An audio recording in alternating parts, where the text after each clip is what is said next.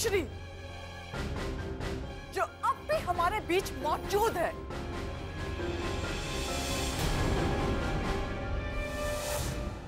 आ गया सच सबके सामने। अब बोलिए छोटी बा, मैंने कहा था ना आपसे कि यही है जो सब कुछ करवा रही है।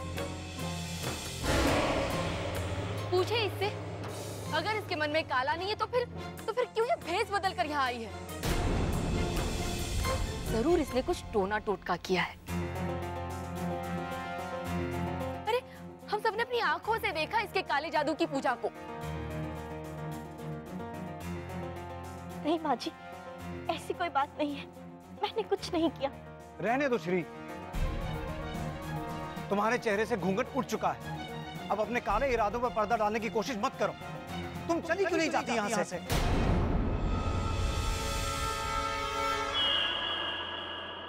नहीं डैनी, हमें फैसला करने में जल्दबाजी नहीं करनी चाहिए।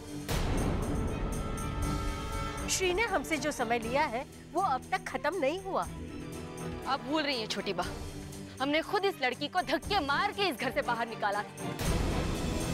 नहीं निकी, हमने नहीं, तुमने श्री को घर के बाहर निकाला था। लेकिन अब मैं कह रही हूं, जब तक श्री अपनी सफाई पेश नहीं करती तब तक हमें उसे वक्त देना पड़ेगा।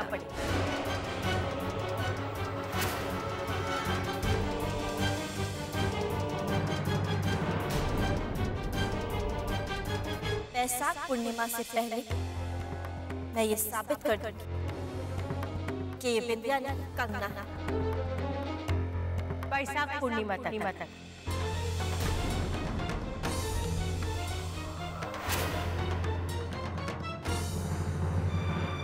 अगर श्री ने अपनी सच्चाई साबित की तो ठीक है, अगर वो साबित नहीं कर पाई तो बाद में हम सोचेंगे कि श्री के साथ क्या करना है। पर छोटी माँ, निक्की, कुछ ही समय बाकी है। रहने दो निकी, जिसके मन में चोर हो वो अपने आप को साहूकार साबित नहीं कर सकता। कुछ नहीं कर पाएगी ये, इसे यहाँ से जाना ही होगा। नहीं डैन, इतना सब कुछ होने के बाद भी इसे समय देना मतलब अपनी ही कब्र खोदना है।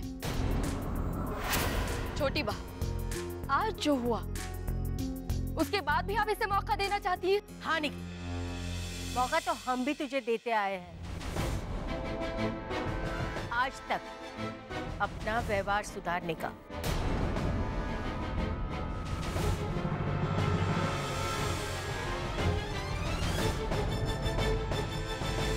आज तो तुम बच गई श्री, लेकिन अगर अपने आप को निर्दोष साबित करने में नाकाम रही तो फिर तुम्हें मुझसे कोई नहीं बचा पाएगा।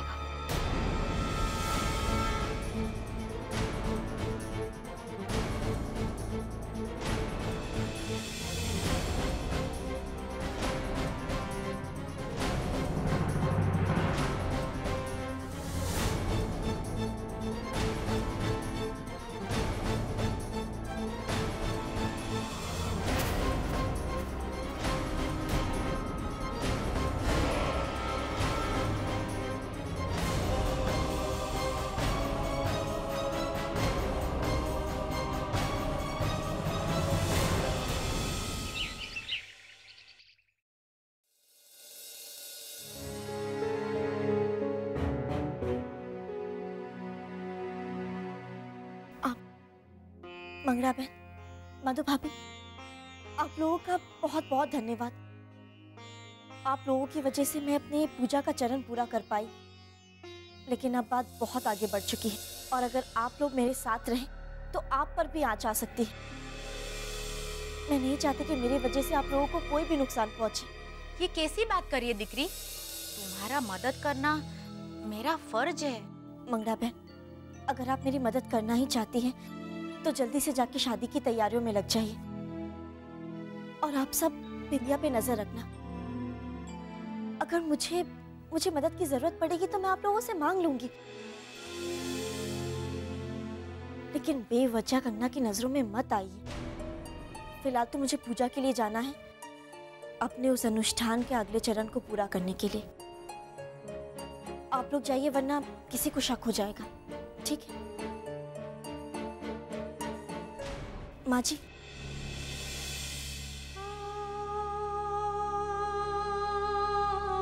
मुझे आशीर्वाद दीजिए।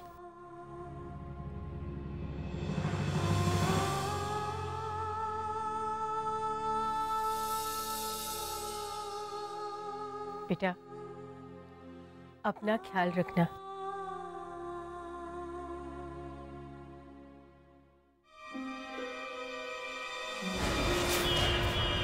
बहुत किस्मत वाली है तो श्री।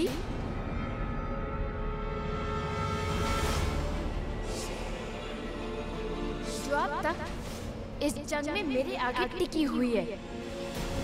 पर तेरी किस्मत इतनी अच्छी नहीं कि तू मुझसे जीत पाए। हरी तो तुझसे पहले से ही नफरत करता था, मगर अब तेरी इस हरकत के कारण पूरा परिवार तुझसे नफरत करेगा। मंदिर जा रही है ना तू मुझे हराने का नुस्खा ढूंढने के लिए? जा। तू मुझे नहीं हरा पाएगी श्री, कभी नहीं।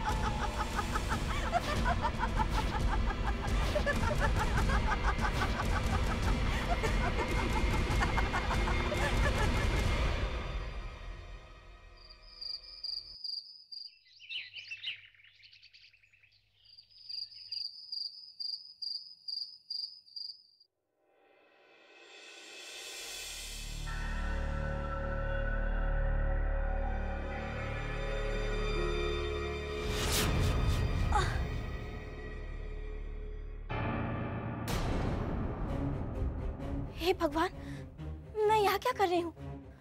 मुझे तो मंदिर जाना था। लगता है बहुत देर हो गई।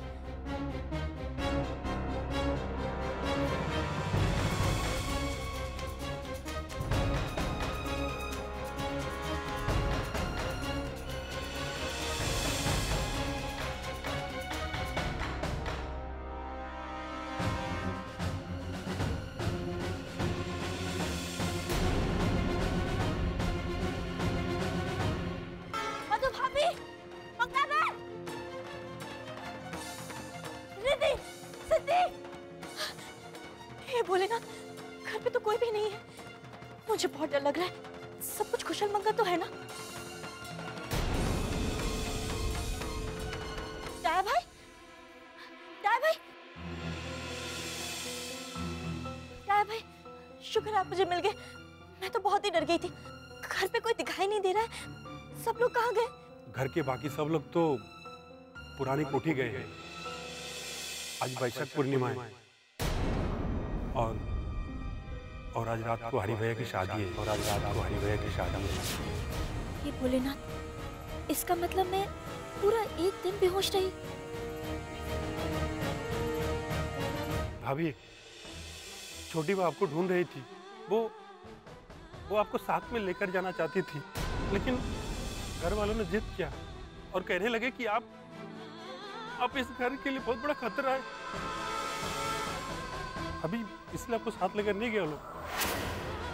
बिंदिया दीदी का भी यही कहना है कि जब तक आप इस घर में हैं, इस घर में शादी नहीं की जा सकती और नहीं आपको साथ लेकर जाया जा सकता है। बिंदिया दीदी के जिद के आगे उन्हें झुकना पड़ा।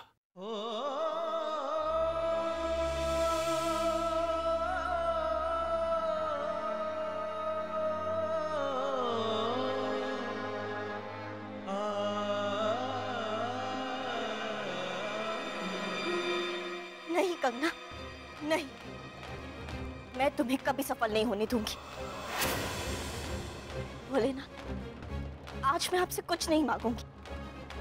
बल्कि आज मैं आपको कुछ दूंगी।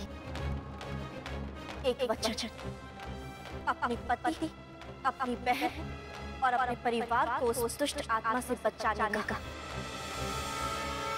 ये सब कुछ उस पुरानी कोठी से शुरू हुआ है, मैं उसे वहीं खत्म करूंगी।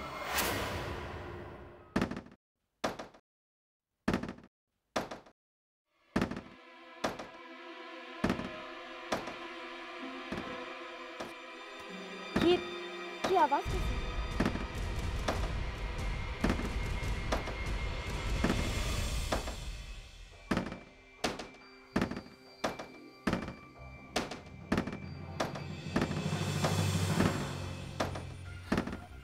मधु भाभी, आप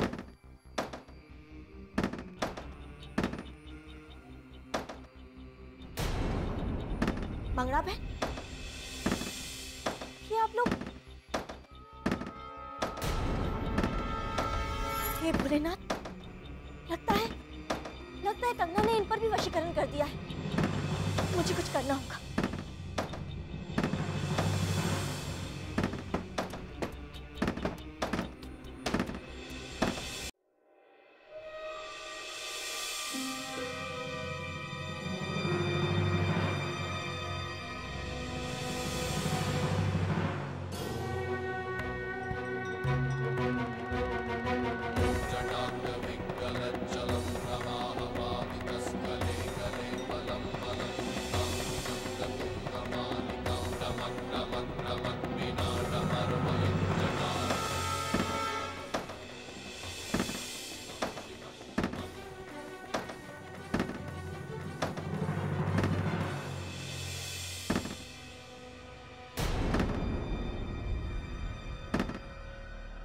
मधु भाभी, आप ठीक तो है ना?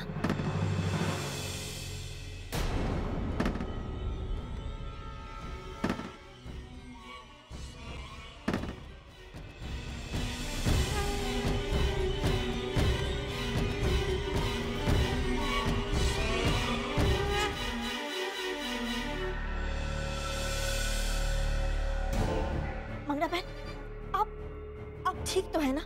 हाँ श्री, और ये सब अशुद्ध हो। ये सब कुछ हुआ कैसे? श्री, कंगना ने हम दोनों पर वशीकरण कर दिया था। लेकिन कैसे? मैं बताती हूँ। श्री, तुमने हमें कहा था ना कि हमें शादी की तैयारियों में लग जानी चाहिए, और खास करके कंगना को नहीं पता लगना चाहिए कि हम तुम्हारे साथ हैं। तो हम वही करने गए थे। थोड़ी देर के बाद हम तुम्हें देखने आए तो देखा कि तुम बेहोश हो। तब हमें पता चल गया कि ये कंगना का चाल है, ताकि तुम अपने अगले कदम पर नहीं पहुंचो। मंगला बहन क्या करे? श्री अब भी बेहोश है। मैंने इतनी कोशिश की, फिर भी उसे होश नहीं आ रहा। हमें किसी भी हालत पर इस शादी को रोकना होगा। कंगना ने श्री को बेहोश कर दिया है, ताकि वो उसकी और हरि की शादी को रोक नहीं पाए। हमें कुछ करना होगा। इससे पहले सब पुरानी कोठी जाने के लिए निकले, हमें सबको बताना होगा कि बिंदिया नहीं, कंगना है। आप बिल्कुल ठीक कह रही है। हमें इस तरह से बताना चाहिए ताकि वो लोग हमारी बात मान ले, वरना बहुत देर हो जाएगी। चलिए।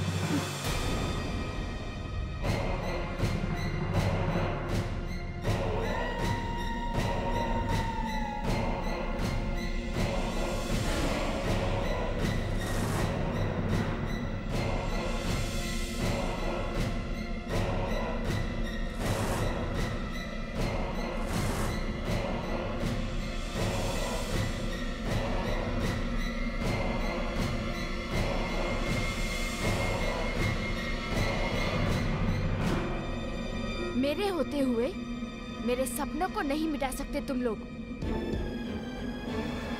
अब देखना मैं तुम्हारा क्या हाल करती हूँ।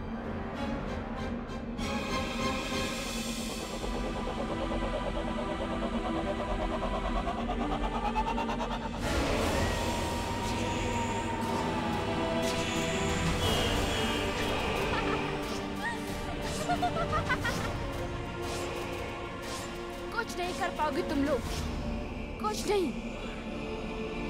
जब तुम्हारी आंखें खुलेंगी तुम वही करोगे जो मैं तुमसे कहूंगी। अब तुम मेरे वश में हो।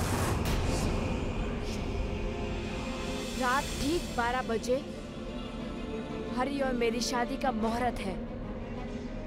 फिर मुझे कोई नहीं रोक पाएगा, कोई नहीं, नहीं वो श्री और ना ही उसके ये 2 हाथ।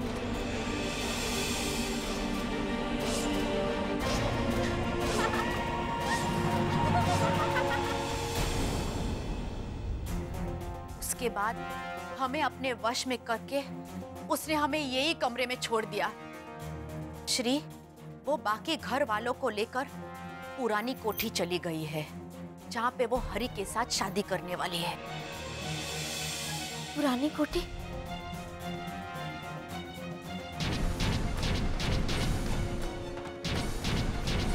इसका मतलब कंगना वही सब दोहरा रही है जो 10 साल पहले हुआ था।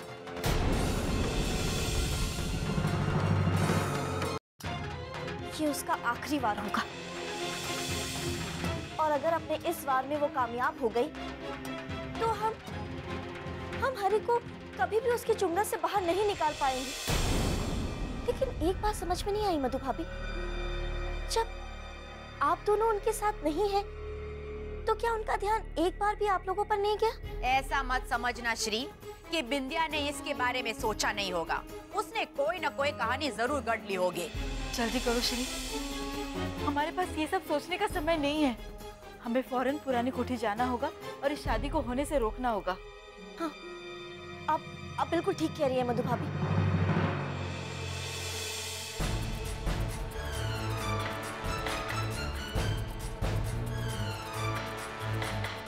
जल्दी पढ़ो श्री। प्रेत बाधा नाश का अगला चरण ऐसी 3 वस्तुएं जिनका संबंध लक्षित आत्मा से है, उन्हें प्राप्त करके उस आत्मा के पास भस्म करना होगा। इससे उसकी शक्तियां कम हो जाएंगी, साथ ही जिन पर उसने नियंत्रण कर रखा है वो नियंत्रण और भी कमजोर हो जाएगा।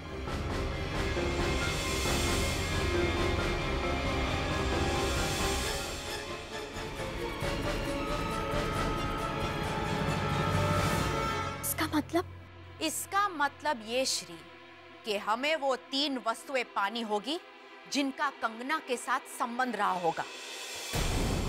देखो, कंगना ने बिंदिया के शरीर पे कब्जा कर लिया है, तो बिंदिया के जरिए उसने जिन चीजों को इस्तेमाल किया है, उन्हीं चीजों को लेकर हमें पुरानी कोठी जाना होगा और ठीक कंगना के पास हमें उसे भस्म करना होगा। श्री, हमारे पास वक्त बहुत कम है। कंगना ने कहा था कि शादी का मुहूर्त ठीक 12 बजे का है। अगर 12 बजने से पहले हम इस शादी को नहीं रोक पाए तो हम हरि को हमेशा के लिए खो देंगे। श्री, जल्दी करो। मधु भाभी ठीक कह रही। आज वैशाख पूर्णिमा की रात है और ठीक 12 बजे के बाद दुष्ट आत्माओं की शक्ति और भी बढ़ जाती है। आज के दिन अगर 12 बजे के बाद ये शादी की रस्म शुरू हो गई तो कंगना की शक्ति बहुत बढ़ जाएगी और फिर हम में से उसे कोई रोक नहीं पाएगा और हम हरि को वापस कभी नहीं पाएंगे। नहीं, ऐसा नहीं हो सकता।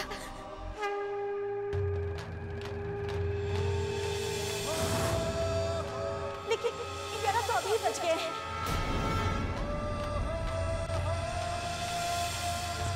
अब हमारे पास सिर्फ 1 ही घंटा है। उस कंगना को रोकने के लिए